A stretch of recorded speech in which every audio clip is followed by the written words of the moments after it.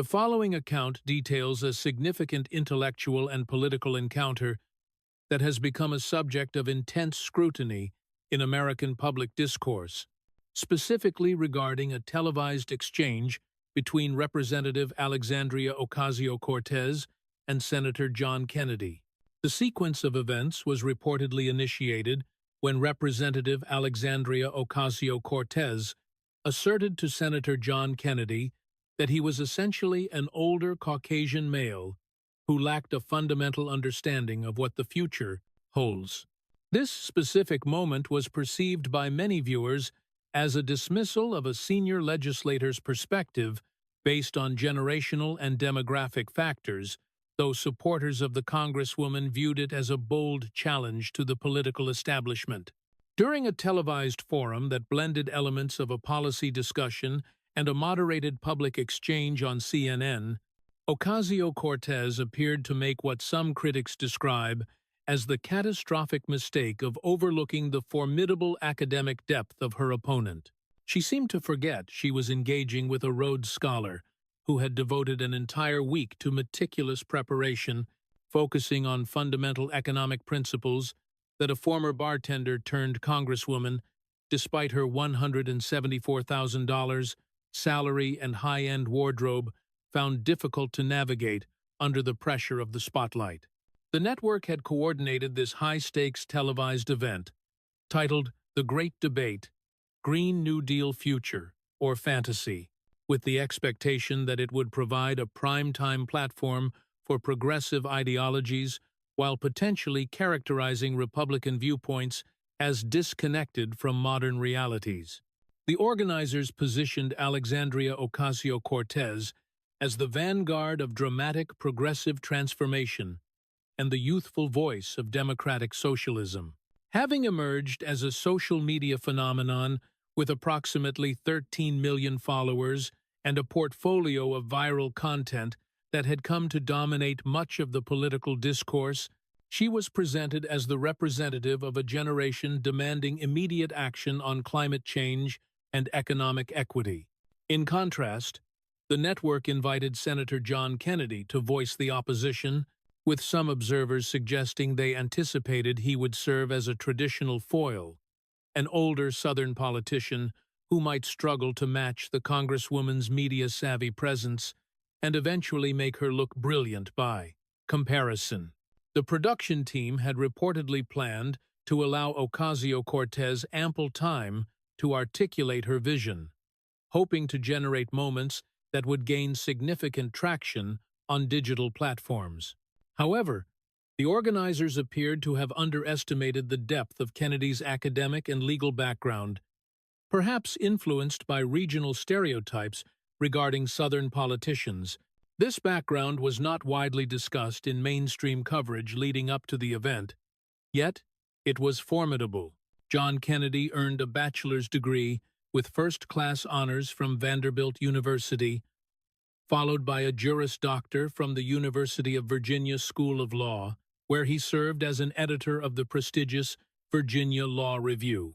Furthermore, he earned a Bachelor of Civil Law from Magdalen College at Oxford University, where he studied as a Rhodes Scholar under some of the world's most distinguished legal and economic thinkers. Beneath the characteristic Louisiana accent and the frequent, folksy metaphors regarding his family and common-sense values resided one of the most analytical and sharp legal minds currently serving in the United States Congress. When Kennedy described himself as a simple country lawyer, he was utilizing a classic trial attorney tactic, deliberately lowering the expectations of his opponent before deploying superior preparation and intellectual rigor.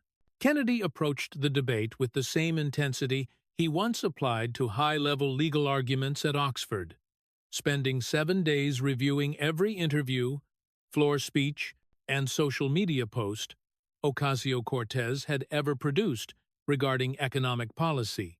He conducted a line-by-line analysis of the Green New Deal, consulting with economists to verify cost estimates and household expenses while documenting what he perceived as factual inconsistencies and logical contradictions in her proposals.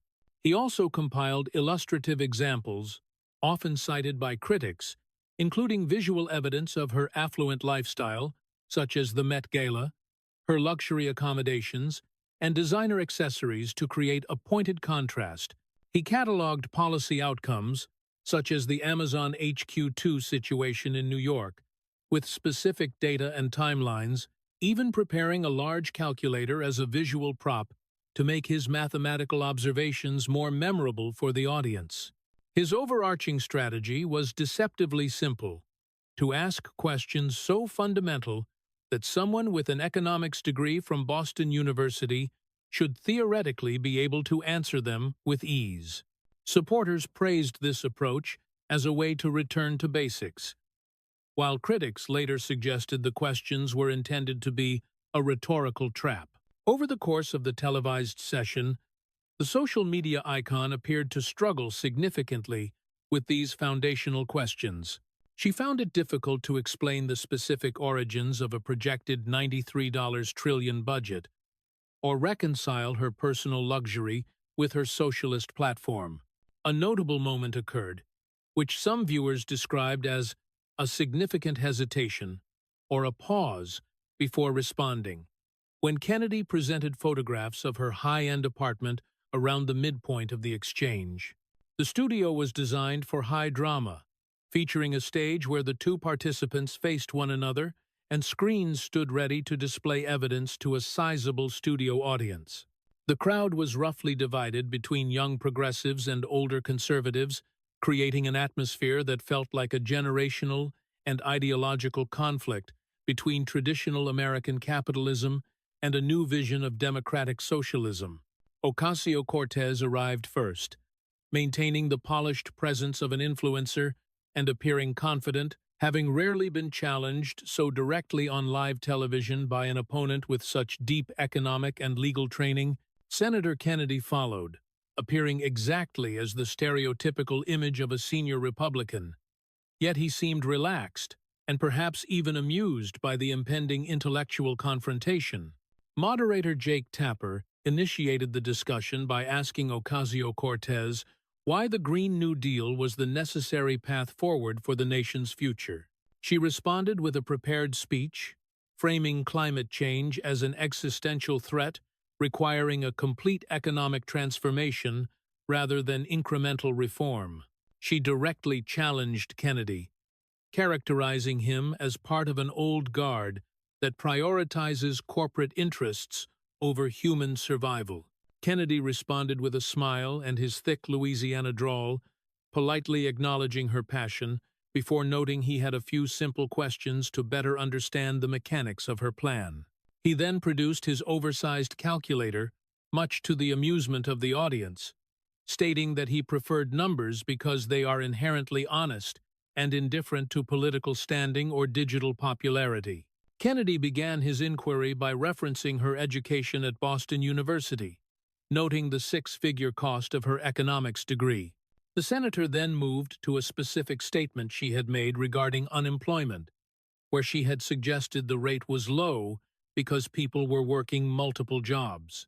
When she claimed the comment was taken out of context, Kennedy played the full video clip for the audience, which showed her saying that people were working 60 to 80 hours a week and could barely afford to live. He then explained the basic statistical reality. Unemployment measures the percentage of people without jobs. So, a person with 2 jobs is still counted as only one employed individual, not 2. He pointed out that if her basic mathematical premises were flawed, it raised concerns about her plan to restructure the entire American economy. While Ocasio-Cortez tried to argue that the broader point was more important than the specific math, Kennedy countered that if the basic math is wrong, the broader point loses its foundation. The discussion then transitioned to the topic of Amazon's proposed headquarters in New York. Kennedy noted that her opposition to the deal resulted in the loss of 25,000 high-paying tech jobs and approximately $27 billion in projected revenue for the state over a 10-year period.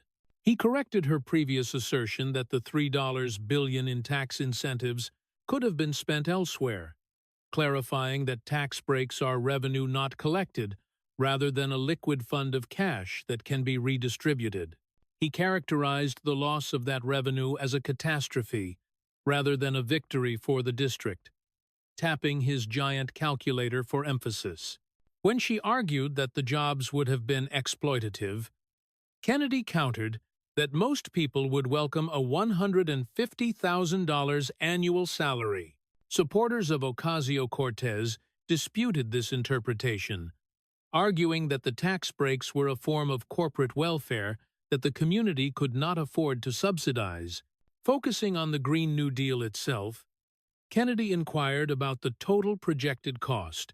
While Ocasio-Cortez suggested the investment would pay for itself through economic transformation, Kennedy cited studies from multiple research institutions estimating a cost as high as $93 trillion over 10 years.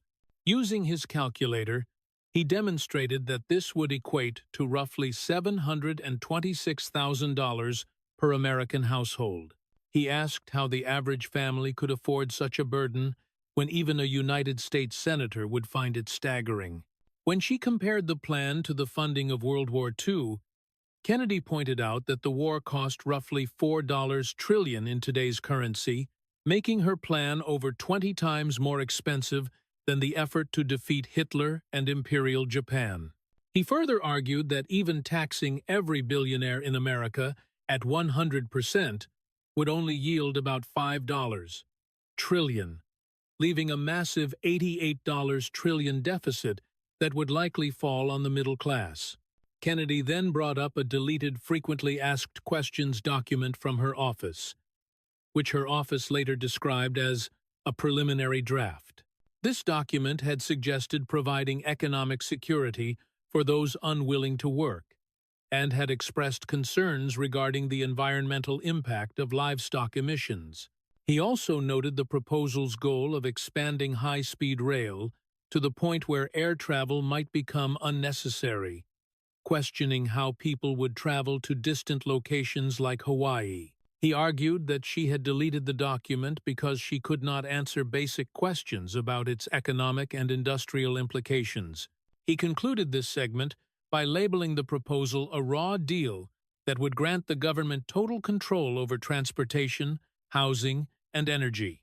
The discussion then turned to the Congresswoman's personal lifestyle. Though some critics viewed this as an unnecessary shift into personal territory, Kennedy displayed a photograph of her at the Met Gala in a Tax the Rich dress, noting that tickets to the event cost approximately $35,000, more than half the median American family's annual income. He further highlighted her luxury apartment in Washington, D.C., which featured upscale amenities and a monthly rent of $2,700, and her $580 designer shoes, contrasting these choices with his own $39 boots from Walmart. He pointed out what he perceived as the irony of a champagne socialist who earns $174,000 a year, while claiming it is difficult to live on such a salary. Kennedy argued that one cannot attack capitalism while simultaneously enjoying its most exclusive benefits. In a segment that critics argued was aimed at her personal narrative, Kennedy challenged her background as a working-class individual from the Bronx. He displayed maps and data showing that she actually grew up in Yorktown Heights, Westchester County, which is one of the wealthiest areas in the country. He noted her father was a successful architect, and her mother worked in real estate, providing her with a comfortable suburban upbringing and an expensive private university education. He argued that her bartender persona was a manufactured brand used for political leverage, which he found insulting to those who truly struggled with poverty. Supporters countered that her family's move and her experience working in the service industry were genuine parts of her identity and struggle. Kennedy also addressed a situation involving her grandmother in Puerto Rico following Hurricane Maria. After Ocasio-Cortez posted about the damage to her grandmother's home to criticize the federal response, Questions were raised about why funds raised by a conservative commentator were not accepted. Kennedy revealed that her office had rejected over $14,000 intended to help her grandmother, which he argued was a decision based on political optics rather than her relative's welfare. He contrasted this with his own values, stating that in Louisiana, family always comes before politics. Regarding her legislative effectiveness, Kennedy produced a folder containing only a single sheet of paper, symbolizing what he argued was a lack of major accomplishments that had become law during her time in Congress. He noted that while she was successful at gaining 13 million social media followers, her primary legislative proposals had either failed to pass or were not even supported by members of her own party. He argued that an influencer who cannot produce results is not effectively serving her constituents, comparing this to his own record of passing legislation and securing funding for infrastructure in Louisiana. In the final minutes, Kennedy conducted a brief quiz on basic economics, which led to a visibly positive reaction from parts of the audience. He concluded by stating that economics is about math and reality rather than feelings, and that her inability to fund her own proposals made her unqualified for the responsibilities of her office. The debate ended with Kennedy receiving significant applause, while Ocasio-Cortez appeared visibly impacted by the exchange. The aftermath of the debate was immense, with the video reportedly reaching over 200 million views within a week, sparking ongoing debate regarding the intersection of social media fame and policy expertise. Kennedy's simple country lawyer persona became a viral sensation, and some academic institutions reportedly used his explanations as educational material for basic economic concepts.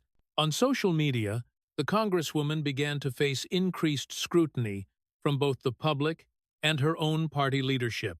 Polling in her district reportedly showed a decline in her approval ratings, dropping significantly following the broadcast.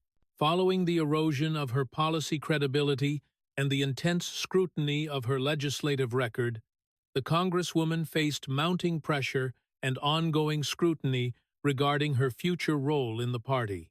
A moderate challenger eventually emerged, signaling what some perceived as a shift toward more substantive governance in the district. Kennedy's method of preparation and humble delivery became a discussed model for political communication, suggesting that, in the arena of public policy, preparation and factual knowledge remain the ultimate tools for success.